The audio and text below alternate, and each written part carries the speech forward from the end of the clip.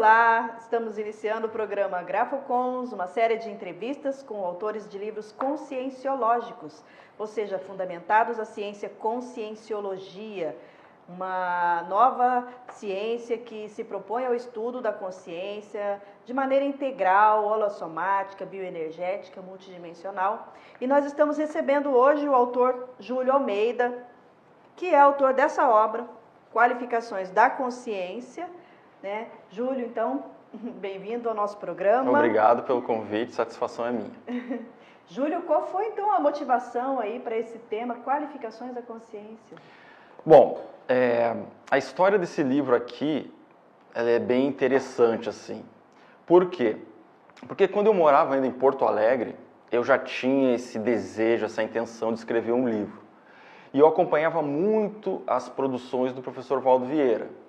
Na época, eu lia bastante o livro 700 Experimentos da Conscienciologia. Eu ia produzindo, comecei a escrever, produzir os meus artigos, mas sempre com aquela intenção, com aquele objetivo de produzir um livro. Com a minha mudança para a Foz do Iguaçu em 2002, a primeira coisa que eu cheguei para o professor Valdo Vieira, que é o propositor da Conscienciologia, né? Eu cheguei para ele e falei: professor Valdo, cheguei para morar em Foz e o meu objetivo aqui é produzir um livro. Daí ele perguntou para mim assim: sobre o que você quer escrever? Aí eu falei: ixi, aí é o problema, professor Valdo.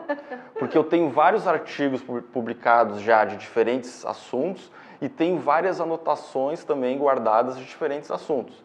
Aí ele falou: organiza isso, imprime e traz para eu ver. Em 2 semanas eu tinha feito. Organizei, imprimi e tal. Ele ficou até impressionado. Nossa, que rapidez, você deve ser muito organizado e tal. Aí eu cheguei para ele, entreguei para ele aquele material todo impresso, ficou grosso assim. Aí ele olhou e acho que ele devolveu uns 3 dias depois. Aí ele falou: você tem aqui material para 2 livros. 2 livros. Aí você tem que olhar, tirar o que já está superado. Ele me mostrou alguns temas, alguns assuntos que eu tinha ali, que eram assuntos já dispensáveis, secundários, assuntos, temas assim, às vezes ligados à política e tal. Ele falou que aquilo não era para eu priorizar aquilo ali. Aí eu levei para casa, comecei a organizar e tal, e continuava com aquela dificuldade de estabelecer o tema. Procurei ele novamente.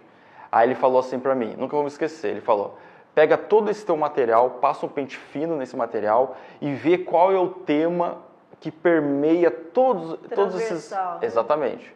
Qual é o assunto que permeia todas essas tuas publicações? Daí, depois de muito ler, reler, refletir, eu identifiquei que era a ideia da qualificação da consciência. Aí tu vai perguntar: mas o que é a qualificação da consciência? Porque é uma palavra meio guarda-chuva, né? Uma palavra ampla. O que eu entendo pela qualificação da consciência? Para eu explicar isso, eu vou me remeter a uma frase que o professor Valdo usa nos 700 Experimentos para se referir a essas consciências mais evoluídas, né, que a gente chama de serenões. Que diz assim: o serenão, antes de tudo, cresceu por dentro. A frase é mais ou menos isso. Cresceu por dentro. Ou seja, o foco da evolução, o resultado evolutivo dessa consciência, ele não é uma questão de aparência, de questão material, de bens materiais, de poder social. É uma questão interna, intraconsciencial. Então, para mim, isso é a síntese do que é a qualificação da consciência. A gente pode pegar um outro exemplo, né? Seguindo essa ideia também de parâmetro dessas consciências mais evoluídas. Por exemplo, um serenão. Um serenão, ele é o Homo sapiens sereníssimos, é uma consciência igual a mim, igual a você, igual a qualquer outra pessoa. A gente tem uma idealização de seres mais evoluídos. Nossa, um ser de luz e tal. Mas essas consciências, elas são igual a qualquer um de nós. Qual que é a diferença? É a qualificação intraconsciencial. Essa é a grande diferença dessas consciências. E a autoconscientização também, a autolucidez do papel dela. Sim, aí entra a qualificação da consciência do ponto de vista de discernimento dela perante tudo. Então, assim, o que a gente qualifica? Tudo. todas as nossas manifestações a gente pode qualificar. Então eu posso qualificar a minha comunicação, eu posso qualificar o meu desempenho profissional, eu posso qualificar as minhas relações afetivas, eu posso qualificar tudo o que eu quiser. Agora, como que a gente vai qualificar isso do ponto de vista consciencial, evolutivo? Porque, por exemplo, se você for pegar o que é qualidade na nossa sociedade, por exemplo, numa empresa, vai estar muito associada a resultados de produtividade, eficácia do produto e tal, do serviço. Só que nós estamos falando de qualificação da consciência. A eficácia que nos interessa, o resultado que nos interessa, é o resultado evolutivo, consciencial, né, da evolução da consciência. Então, nesse livro aqui, o que eu fiz? Eu estabeleci aqui 14, bem aqui na introdução, eu estabeleci 20 qualidades para a gente agregar as nossas manifestações. Então, a pessoa pode escolher. É claro que essas qualidades, elas são dezenas, centenas, infinitas. São todas qualidades de aprimoramento da nossa consciência. Então, por exemplo, vamos dar um exemplo aqui. Aquilo que a gente chama de cosmovisão. Cosmovisão. Ou seja, você ter uma visão das coisas mais ampla. É uma visão de conjunto, o mais ampla possível. E dentro da conscienciologia a gente aborda a cosmovisão multidimensionalmente, ou seja, nas outras dimensões em que nós nos manifestamos. Então, o que acontece às vezes? Às vezes as pessoas, elas são muito bem intencionadas, elas têm uma boa intenção naquilo que elas fazem, mas falta uma visão de conjunto, falta uma cosmovisão. Então, por exemplo, uma pessoa vai ajudar a outra. Ela às vezes está vendo o quê? O interesse só de uma pessoa, de quem ela está indo ajudar. Ou está vendo só a sua intenção de ajudar, mas não está vendo a repercussão daquele empreendimento dela, daquela ação dela, para o todo, para as outras pessoas. Inclusive, nós temos na conscienciologia um princípio que é aquele, que aconteça o melhor para todos. Esse é um símbolo, isso simboliza a cosmovisão, o universalismo. Mas eu dei aqui só um exemplo de um qualificador das nossas manifestações. Então, assim, a qualificação, resumindo, é quando a gente vai agregar qualidade para aquilo que a gente está fazendo, para as nossas manifestações. Então, transcende a questão de forma, aparência, quantidade. É algo mais íntimo da consciência, mais profundo. E isso levando em consideração o paradigma consciencial, né? Porque você pode pegar qualificação profissional, por exemplo, onde você faz uma série de cursos, especializações, e você se qualifica para uma determinada área profissional. Sim. Né? Mas a abordagem que você está dando enquanto consciência seria essa abordagem mais, digamos assim, integral da consciência. Exatamente. Vai incluir as energias, as nossas energias que a gente troca o tempo todo, vai incluir outras consciências, além das consciências aqui físicas, intrafísicas, vai incluir outras consciências extrafísicas, vai incluir uma série de outras variáveis dentro do paradigma consciencial. Agora veja uma questão também que você falou, Rosê, eu já lembrei, a questão da qualificação. A gente vê, por exemplo, nas religiões e até dentro do cinema, da dramaturgia, a questão do amor, o tema amor, o tema afetividade. Então, por exemplo, na religião a gente vê, amai-vos uns aos outros, né? Você tem que amar o próximo e tal. Mas qual é a qualificação desse amor?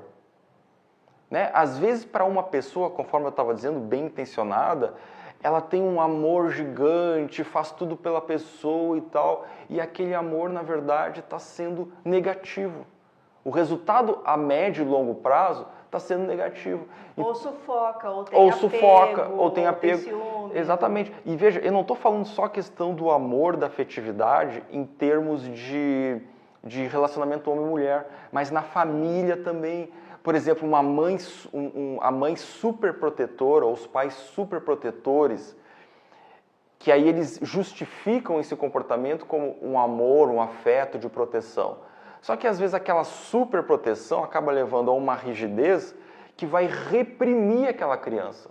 E aquela criança depois vai se desenvolvendo, vai chegar na vida adulta e vai se tornar o quê? Um indivíduo inseguro, um indivíduo ansioso, com medo de empreender, com medo de encarar a vida, de errar. Então veja, aquele amor de mãe, qual era o discernimento, a qualificação daquele amor de mãe? Então esse tema aqui, quando eu escrevi esse livro, na época que lancei foi em 2005, 2004 para 2005, eu dizia assim, o meu livro eu tinha 26 anos na época, né? Hoje, veja, eu estou com 42, então já passou bastante tempo. Eu dizia assim que esse livro era um livro atemporal. Era um livro atemporal. Daqui 10, 50, 100, 200 anos, vai ser um livro ainda, vai ser um tema prioritário ainda para a gente estudar. Excelente. Júlio, agora nós vamos dar um breve intervalo. Daqui a pouco nós retornamos com o Júlio Almeida falando do livro Qualificações da Consciência.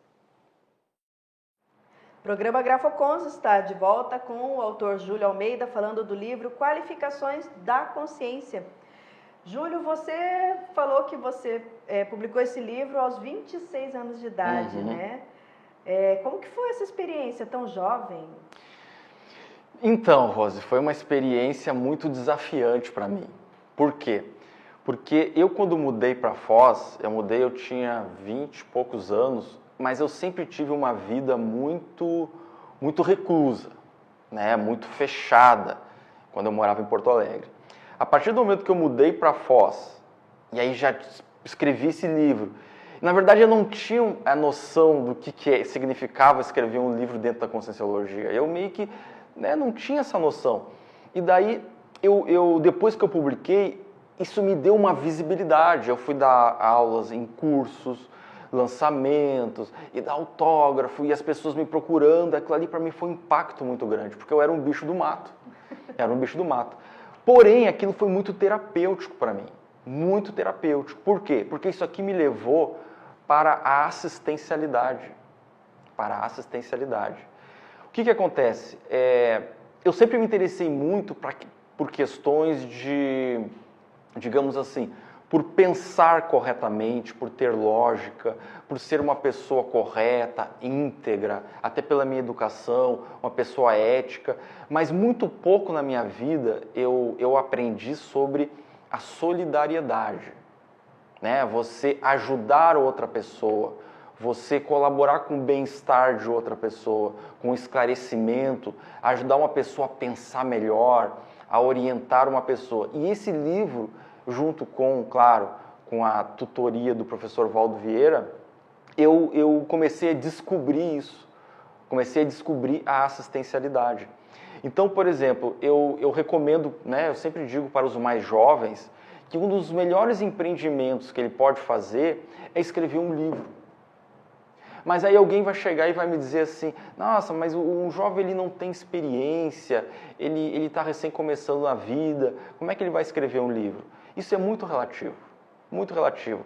Tem gente com bastante idade, com bastante experiência, que escreve coisas bem complicadas às vezes, né? Duvidosas.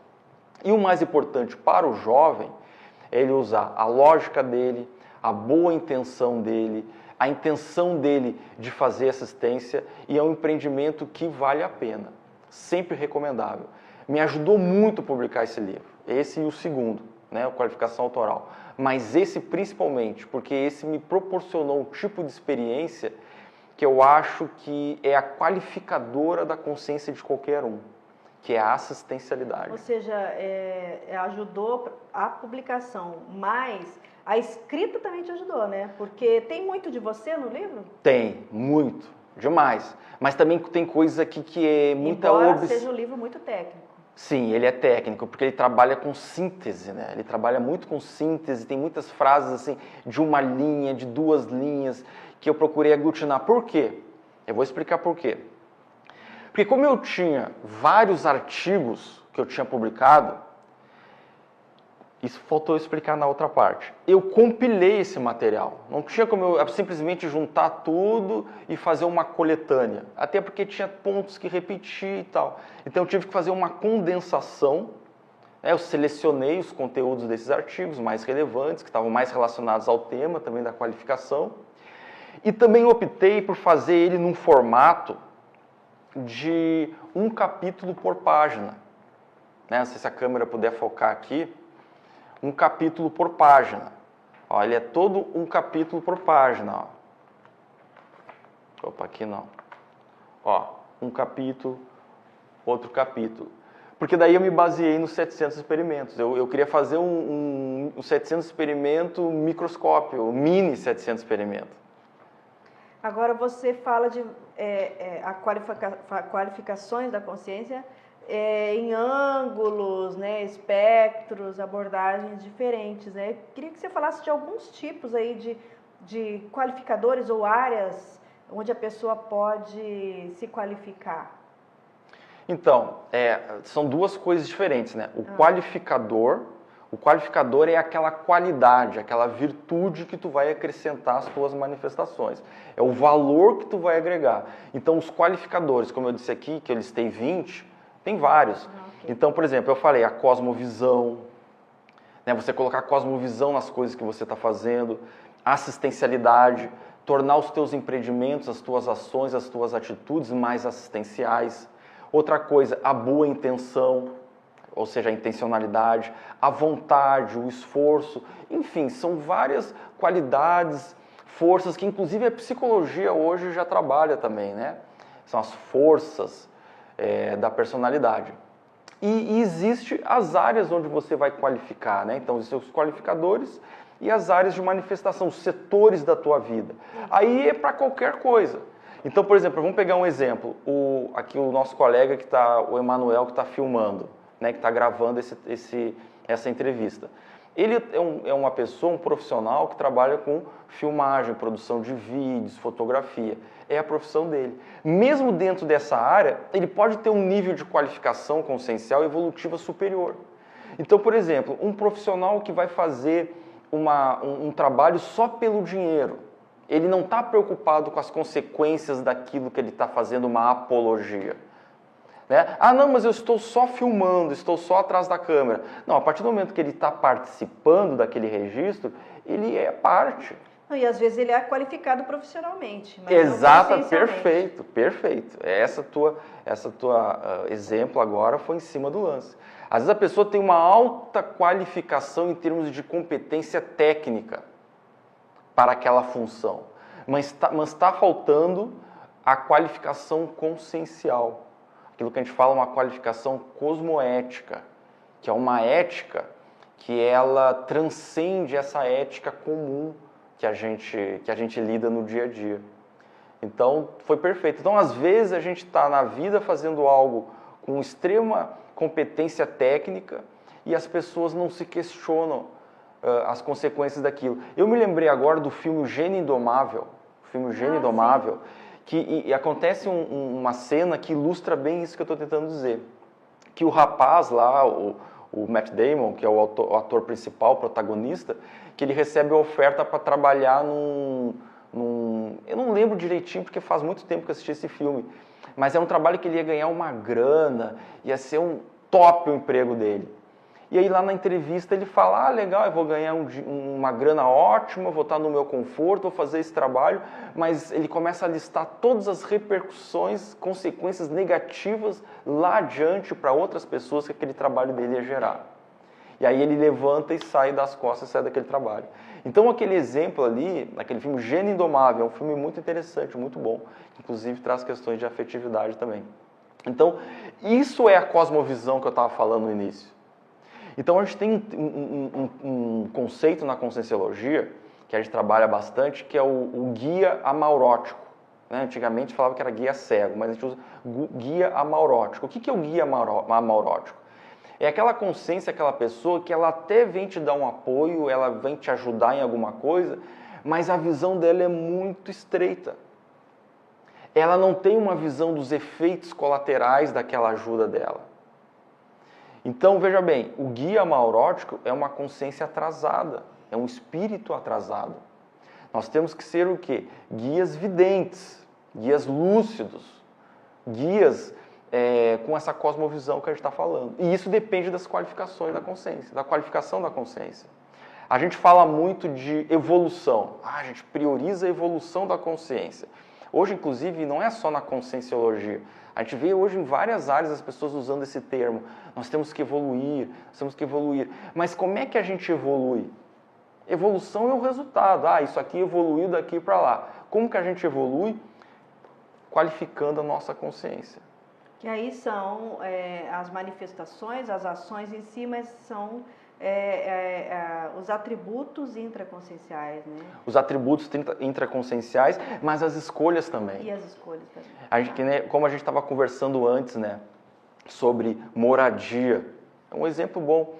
Moradia. Às vezes a pessoa está morando numa região, num local maravilhoso, em termos de estrutura física.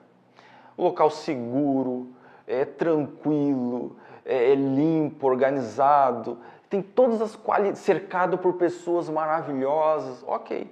Mas isso é importante, é muito importante, nos dá qualidade de vida, mas isso ainda não é a essência. Aonde que você vai morar que vai lhe proporcionar um rendimento, uma produtividade, uma satisfação maior no teu projeto de vida? Às vezes não é no local mais confortável. Não é no local onde está tudo bonitinho. Porque a gente tem que considerar também as companhias, a assistência que a gente falou lá no início. As companhias das pessoas que vão trabalhar com você.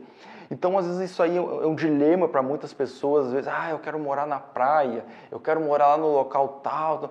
São locais ótimos, geograficamente falando, fisicamente falando, ambientes maravilhosos para uma pessoa ter conforto. Porém, a questão é, o quanto esse local está lhe contribuindo com a qualificação da sua consciência, com o seu projeto de vida, com a sua programação existencial, com a sua evolução. Às vezes não é no local mais confortável. Não quer dizer que a pessoa tem que ser masoquista ou ir para um lugar terrível, mas isso é importante a gente considerar. Por quê? Porque aqui tudo é passageiro, né? Tudo é passageiro nessa dimensão. Nossa vida é passageira. A gente tem um propósito, a gente renasceu com um propósito. Eu já me questionava disso desde pequeno. Eu nasci para quê? Nasci, ok, vou comer, formar família, trabalhar e daqui a pouco morrer. Mas qual que é o sentido disso? Qual que é o propósito? Nós temos que pensar nisso. E isso está diretamente relacionado com o que o povo fala muito hoje. Se fala muito sobre felicidade, bem-estar. Só que as pessoas associam muito isso ao quê? Conforto, poder de consumo.